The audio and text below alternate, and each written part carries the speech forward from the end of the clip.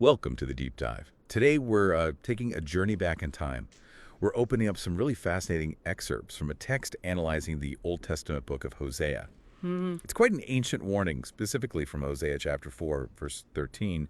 It offers this, well, striking image that feels, surprisingly relevant even now. It really does. So our mission for this deep dive is to truly unpack that intriguing phrase, the shade is pleasant. Yeah. We're going to explore what it meant for the Israelites back then, kind of digging into the spiritual context, Right. and maybe more importantly, what crucial insights it holds for us today, about the true nature of devotion and how to avoid those subtle traps of comfort that can derail our spiritual journey. And what's truly fascinating here, I think, is how a seemingly simple observation about physical comfort, just finding relief from the sun, can symbolize such a profound and frankly dangerous spiritual compromise. We'll be pulling out some key nuggets from this source material about what makes worship authentic, what subtly corrupts it, and, well, how easily we can gravitate towards ease over actual devotion. Okay, so to understand why the pleasant shade was such a critical warning, our source material takes us straight back to the heart of Israel's spiritual decline. Yeah. This is during the prophet Hosea's time. Right, in the Northern Kingdom. Yes, the northern kingdom of Israel. It was a period steeped in, significant spiritual drift. The people were engaged in worship, sure, but emphatically not in the way God had commanded them. Exactly. The text reveals that instead of offering sacrifices at the one appointed place, that's the temple in Jerusalem, the central, divinely ordained place for worship. The only place. The only place. They chose mountaintops, high hills, and, critically, under the shade of various trees. Now, this wasn't just about finding a convenient spot or, even a pretty one. Yeah. It was a deliberate choice. It directly mirrored the worship practices of the surrounding pagan nations, specifically the Canaanites.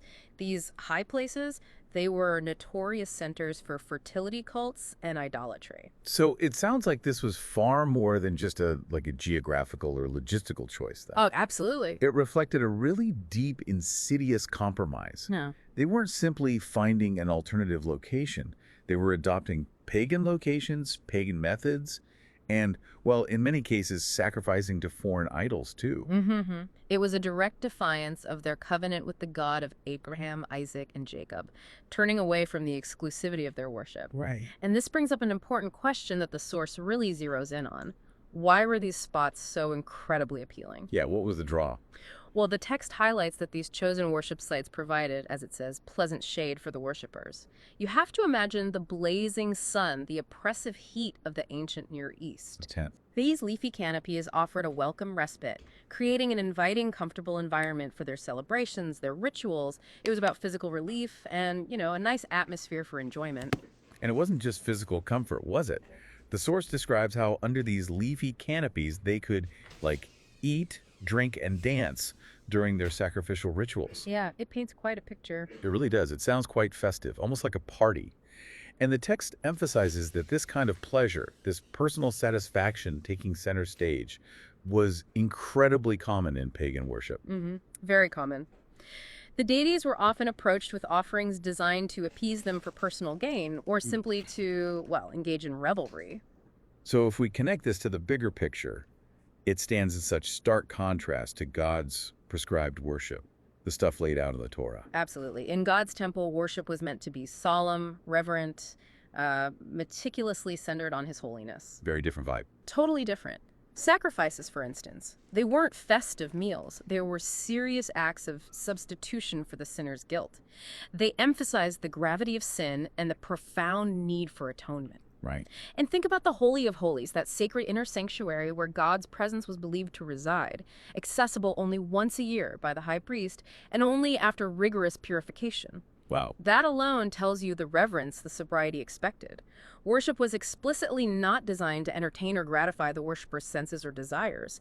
It was an act of humble reverence, of awe, of surrender before the living God, a God who demanded exclusive devotion.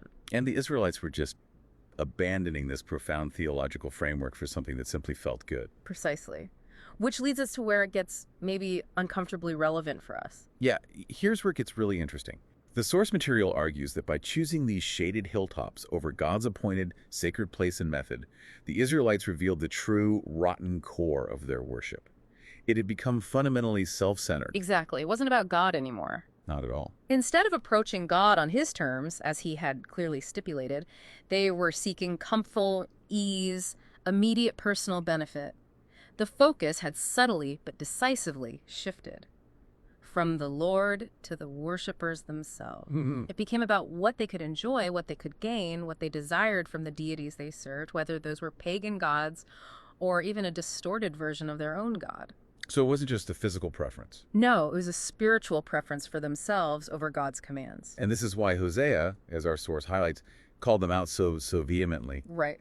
Their worship, though it looked religious on the outside, ritualistic, inwardly it was corrupt. Totally. And the pleasant shade became this incredibly powerful, almost haunting symbol of their misplaced priorities. Yeah. Choosing comfort over obedience. Enjoyment over reverence. Self-gratification over a complete, costly surrender to the one true God.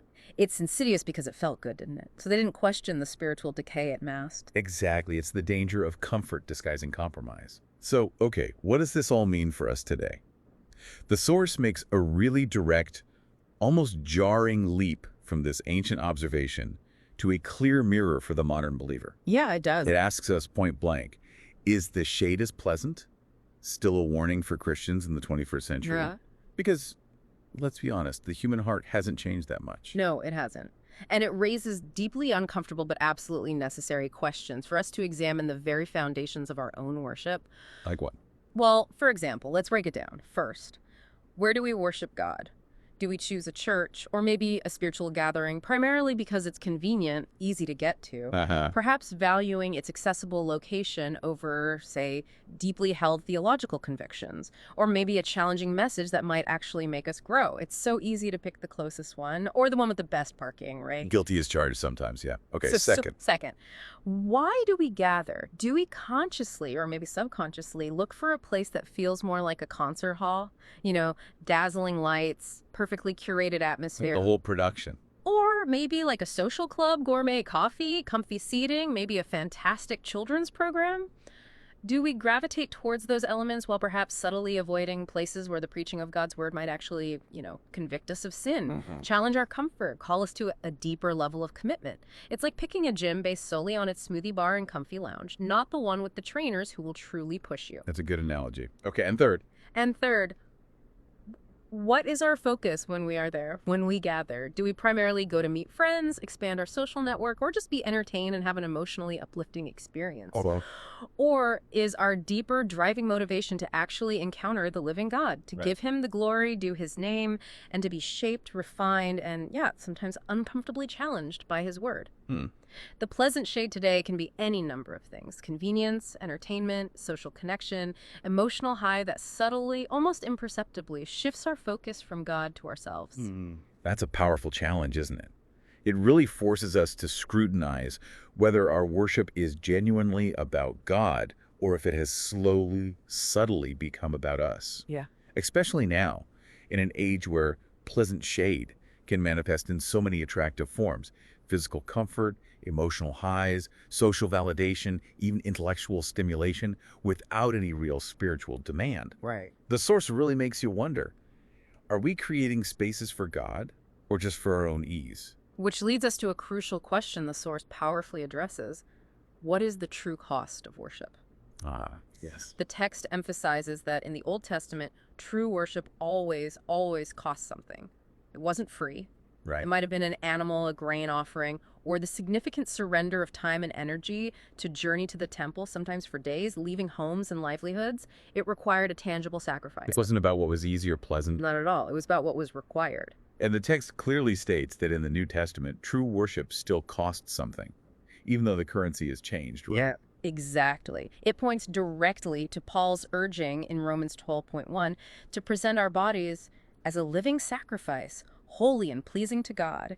This is your true and proper worship. A living sacrifice. Yeah, not a dead animal on an altar, but our entire lives, our choices, our desires, our time, our resources laid down before God. Oh. That's a profound ongoing cost. It really is. And this kind of worship, the living sacrifice, well, it may not always be pleasant in that worldly, comfortable sense. Probably often isn't. Right. It might involve deep conviction and uncomfortable repentance, humbling ourselves before God, confessing our failures, surrendering our will, and may call us to step out of our comfort zones. Yeah. To worship in places or situations that are not perfectly shaded and cool, where the surroundings might be challenging, but where the Spirit of God is truly present and at work, stripping away our complacency. That's worship that transforms us rather than just pleasing us. Precisely. So the danger of the pleasant shade is exactly its subtlety then. That's the key. It can look good, it can feel good, it can even seem harmless or entirely appropriate on the surface. But the source warns that if we begin to choose our worship environments, our spiritual practices, even our understanding of devotion, primarily for our own comfort, Whether that's physical, emotional, social, intellectual comfort. we risk falling into the very same trap as ancient Israel. We absolutely do. We risk turning worship into an experience designed for us, tailored to our preferences, instead of a sacrifice offered to God on His terms for His glory. The call to true worship, as Hosea revealed and as the source material beautifully reiterates, is not to look for the pleasant shade when we come before the Lord. What should we look for instead? We should look for His presence, His will, His truth, even if that feels inconvenient or demanding or uncomfortable.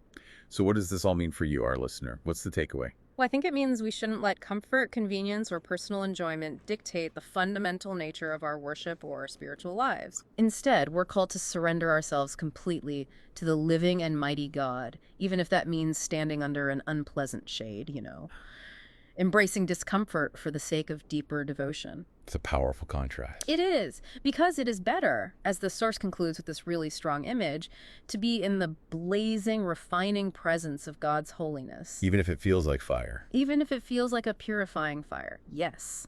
Better that than to sit comfortably and complacently under the cool, deceptive shadow of self-centered worship. Our worship should be shaped not by what makes us feel good. But by what brings God glory and draws us closer to His true nature. Wow. Okay, so we've taken a deep dive into the pleasant shade from the Old Testament book of Hosea. We've seen how an ancient warning about the allure of comfort and convenience in worship still resonates so powerfully today. It really does. It's a profound reminder, I think, that true worship always involves some degree of sacrifice, a cost, and a focus that goes far beyond ourselves. We've explored that subtle but dangerous shift from God-centered to self-centered worship, both back then and potentially right now, and the critical questions it raises about our fundamental motivations. Yeah. It really prompts us, and hopefully you listening, to consider what are the pleasant shades you might be seeking in your own life or spiritual practices, things that could subtly pull your focus away from a deeper, maybe more sacrificial encounter with the divine. Are you inadvertently opting for convenience over conviction? That's the core question, isn't it? Thank you for joining us on this deep dive. We hope this exploration gives you something truly meaningful to ponder as you reflect on your own spiritual journey.